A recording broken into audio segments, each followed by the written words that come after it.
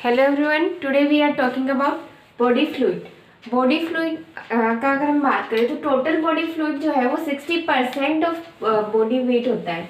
Body weight का 60% जो है वो वाटर होता है हमारी बॉडी के अंदर। ये 10% लेस होता है इन द फीमेल, क्योंकि फीमेल्स के अंदर फैटी टिश्यूज और फैट का कंपाउंड जो है एज कम्पेयर टू मेन ज़्यादा होता है और ये रिड्यूस होता है विद द एज।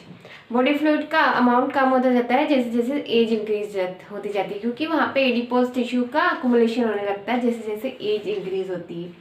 तो बॉडी फ्लूइड को अगर हम डिवाइड करें तो हम 7 kg एडल्ट मेन की अगर बात करें, उसके बॉडी फ्लूइड को डिवाइड करें तो वो 42 लीटर होता है उसका टोटल बॉडी फ्लूइड, जो कि 60% ऑफ बॉडी वेट है। ठीक है, तो अब टोटल बॉडी वेट को अगेन 2 पार्ट में डिवाइड करेंगे, extra cellular fluid and intracellular fluid. Extra cellular fluid जो है वो 20% पार्ट होता है और इंट्रासेलुलर फ्लूइड होता है 40%। एक्स्ट्रा सेलुलर फ्लूइड क्या होता है? Fluid present outside the cell. Outside the cell जो भी फ्लूइड होता है वो एक्स्ट्रा सेलुलर फ्लूइड होता है। Intracellular fluid inside the cell जो फ्लूइड होता है वो इंट्रासेलुलर फ्लूइड होता है। एक्स्ट्रासेलुलर फ्लूइड अगेन डिवाइड होता है plasma and interstitial fluid. Plasma जो है वो 5% होता है एक्स्ट्रासेलुलर फ्लूइड का और इंटरस्टिशियल होता है 15%। प्लाज्मा जो है वो क्या है? Fluid part of the blood होता है प्लाज्मा, और इंटरस्टिशियल फ्लूइड जो है वो होता है फ्लूइड बिटवीन द सेल के बीच में जो फ्लूइड प्रेजेंट होता है वो इंटरस्टिशियल फ्लूइड होता है। और एक फ्लूइड इसके अंदर एक्स्ट्रा सेलुलर फ्लूइड में आता है, ट्रांससेलुलर फ्लूइड। ट्रांससेलुलर फ्लूइड ये बहुत ही कम अमाउंट में होता है और ये एक बार बनता है बॉडी के अंदर। Synovial fluid, intraocular fluid and cerebrospinal fluid. ठीक है, ये मेजर ट्रांससेलुलर फ्लूइड है। अब इसके कंपोजिशन की अगर बात करें बॉडी फ्लूइड के, तो extra cellular fluid and intracellular fluid ये मेजर 2 चीजें हैं जिनकी कंपोजिशन की हम बात करेंगे। एक्स्ट्रा सेलुलर फ्लूइड के अंदर क्या होता है? सोडियम का अमाउंट काफी ज्यादा होता है। सोडियम जो है एक्स्ट्रा सेलुलर फ्लूइड, ये हमारी सेल है, ये इंट्रासेलुलर फ्लूइड है और ये एक्स्ट्रा सेलुलर फ्लूइड है। तो extra cellular outside the cell क्या होता है? सोडियम का अमाउंट ज्यादा होता है। तो जहाँ पे सोडियम ज्यादा होगा वहाँ पे क्लोराइड का अमाउंट भी ज्यादा होता है, तो यहाँ पे क्लोराइड का अमाउंट भी ज्यादा होता है एक्स्ट्रा सेलुलर फ्लूइड में। और कैल्शियम जो है वो भी कुछ अमाउंट में प्रेजेंट होता है extra cellular part of the cell. Potassium, phosphate and magnesium, इनका अमाउंट एक्स्ट्रा सेलुलर फ्लूइड में कम होता है। इंट्रासेलुलर फ्लूइड का अगर हम देखें तो इसमें पोटेशियम की हाई कंसंट्रेशन रहती है inside the cell and phosphate and magnesium. Potassium high रहता है और फॉस्फेट जो कि प्रोटीन्स, काफ़ी सारी चीज़ें हमारे बॉडी के अंदर, प्रोटीन तो सिंथेसिस होते हैं ये सेल के अंदर, तो उस वजह से इंट्रासेलुलर फ्लूइड के अंदर फॉस्फेट का कंसंट्रेशन ज़्यादा होता है। और इंट्रासेलुलर फ्लूइड के अंदर लो अमाउंट होता है सोडियम का, क्लोराइड का और कैल्शियम तो बिल्कुल प्रेजेंट ही नहीं होता है except the skeletal muscle. Skeletal muscle के अंदर कैल्शियम प्रेजेंट होता है जो कि कॉन्ट्रैक्शन करवाता है। स्केलेटल मसल के अंदर जो वो भी किसके अंदर प्रेजेंट रहता है? साइकोप्लाज्मिक रेटिकुलम के अंदर, ऐसे फ्रीली नहीं होता है इंट्रासेलुलर फ्लूइड के अंदर। ठीक है, और ये सोडियम एंड पोटेशियम का जो कंसंट्रेशन मेंटेन करके रखता है इंट्रा एंड एक्स्ट्रासेलुलर फ्लूइड में, वो होता है सोडियम पोटेशियम एटीपेज जो पंप होता है, जिससे 3 सोडियम बाहर जाते हैं और 2 पोटेशियम सेल के अंदर आते हैं। तो इस पंप की वजह से ये मेंटेन रहता है कि आउटसाइड द सेल सोडियम ज़्यादा रहेगा और इनसाइड द सेल पोटेशियम ज़्यादा रहेगा। ठीक है, तो ये कंपोजिशन हो गया।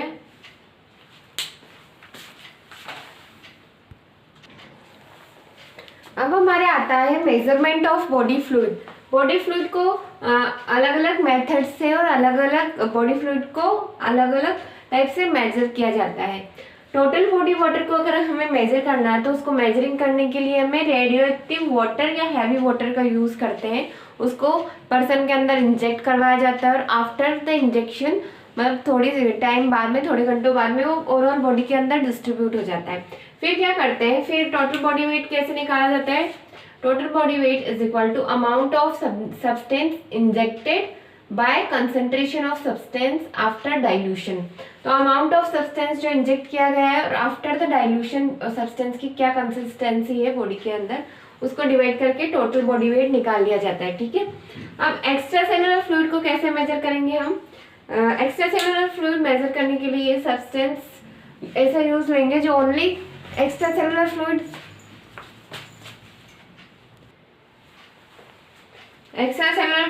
को अगर हम मेजर करेंगे तो उसमें ऐसे सब्सटेंस लेंगे जो कि एक्स्ट्रा सेलुलर फ्लूइड के अंदर ही मिक्स हो, वो सेल के अंदर इंटरसेलुलर में एंटर नहीं करे। तो वो सब्सटेंस कौन से हैं? रेडियो एक्टिव सोडियम, सुक्रोज और इनुलिन जो है वो मोस्ट इंपॉर्टेंट है इंट्रासेलुलर एक्स्ट्रा सेलुलर फ्लूइड को मेजर करने के लिए। इनुलिन जो है वो सबसे इंपॉर्टेंट है, इसको याद रखना जरूरी है। अब थर्ड है हमारा प्लाज्मा वॉल्यूम को कैसे मेजर करेंगे हम? With the help of serum albumin label with the iodine. इसकी हेल्प से या इवांस ब्लू जो डाई होती है उसकी हेल्प से हम प्लाज्मा वॉल्यूम निकाल सकते हैं, उसको इंजेक्ट करके डाइल्यूट करके, ठीक है।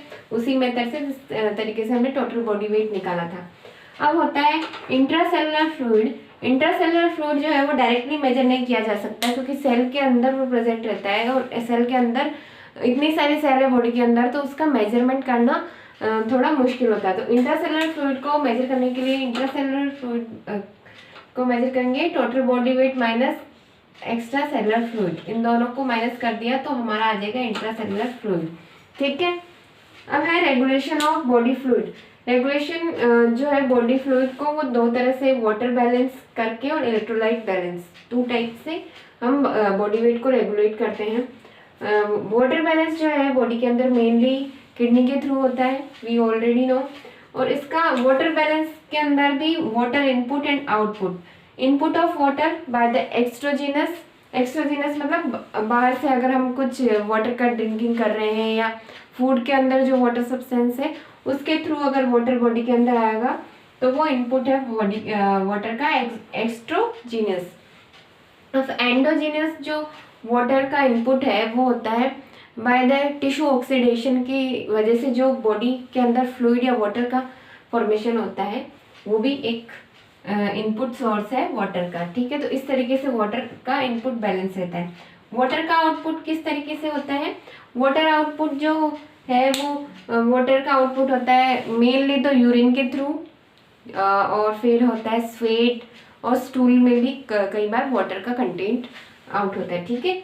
अब इलेक्ट्रोलाइट बैलेंस का अगर हम बात करें तो बॉडी के अंदर इलेक्ट्रोलाइट या सेल की इलेक्ट्रोलाइट बैलेंस किस मेथड से होती है? मेनली तो सोडियम पोटेशियम पंप या सोडियम पोटेशियम एटीपीज पंप के थ्रू होती है, जिससे कि intra and extra cellular fluid के जो सब्सटेंस है या इलेक्ट्रोलाइट है उनका बैलेंस रहता है। इसके अंदर 3 सोडियम बाहर गए और 2 पोटेशियम अंदर आए, ठीक है। तो अब इंट्रासेलुलर फ्लूइड के अंदर पोटेशियम की कंसंट्रेशन मेंटेन करके रख रहा है सोडियम पोटेशियम एटीपीज जो पंप है, और एक्स्ट्रा सेलुलर फ्लूइड के अंदर क्या कर रहा है? सोडियम की कंसंट्रेशन को मेंटेन करके रखता है सोडियम पोटेशियम एटीपीज, ठीक है। ये चीफ सोडियम जो है चीफ इलेक्ट्रोलाइट है एक्स्ट्रा सेलुलर फ्लूइड का, और पोटेशियम चीफ इलेक्ट्रोलाइट है इंट्रासेलुलर फ्लूइड का। इसका कई बार क्वेश्चंस आता है आपके, ठीक है। तो ये शॉर्ट नोट आता है बॉडी फ्लूइड का, इसके कई सारे न्यूमेरिकल्स आ सकते हैं एग्जाम में, बहुत इंपॉर्टेंट है। अगर आपको ये समझ आया तो आगे के सारे सेल्स के फंक्शंस मेजरमेंट सब आपको इजीली समझ आएंगे, ठीक है। Thank you.